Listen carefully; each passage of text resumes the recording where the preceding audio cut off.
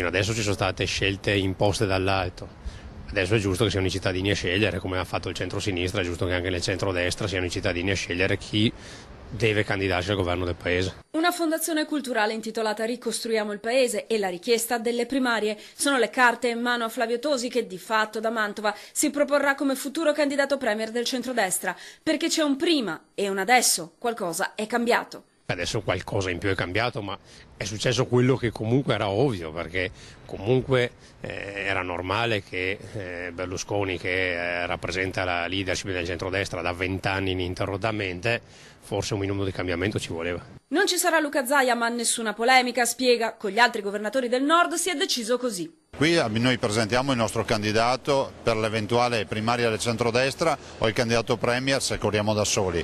Il tema di guardare oltre all'attuale situazione politica è un tema interessante, ma che non ci farà mai abbandonare l'alveo dell'identità e dei motivi per i quali la Lega è nata. Insomma, è il modello Lega Nord da esportare nel resto d'Italia.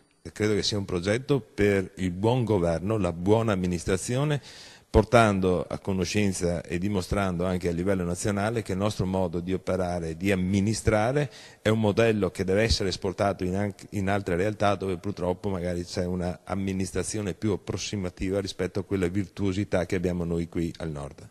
2 pullman da Treviso, uno da Belluno, un altro da Venezia, ma la particolarità è che sui torpedoni non ci saranno solo militanti della Lega, ma molte persone comuni. Molti dicono delusi, ex elettori di altri partiti, anche PDLini. A prescindere se prima votassero PD, PDL piuttosto che UDC, comunque sono persone che non votano attualmente ma che vedono Flavio Tosi come un ottimo leader da seguire. Ammettere che la politica ha deluso intanto è fondamentale per ricostruire il paese. Questo paese che è in crisi non per colpa né dei cittadini né dell'economia né delle imprese, è in crisi per colpa di quello che la politica non ha fatto, della politica nazionale.